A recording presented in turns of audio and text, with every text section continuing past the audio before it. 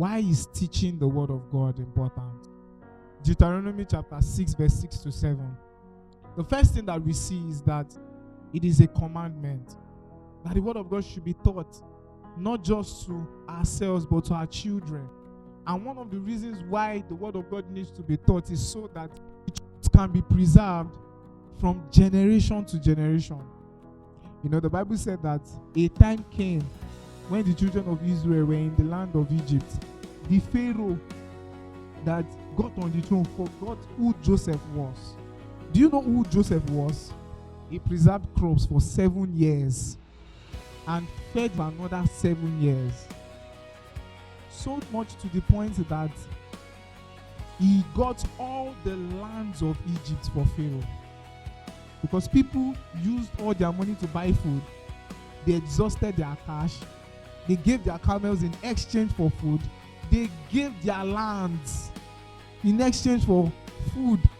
And they exhausted their lands. And Pharaoh became the owner of all the lands of Egypt. Then after several years, another Pharaoh arose and forgot who Joseph was. Can you imagine that?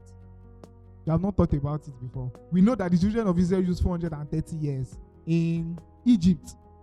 For it was not more than 400 years that a Pharaoh arose, sat on the throne, and forgot who Joseph was.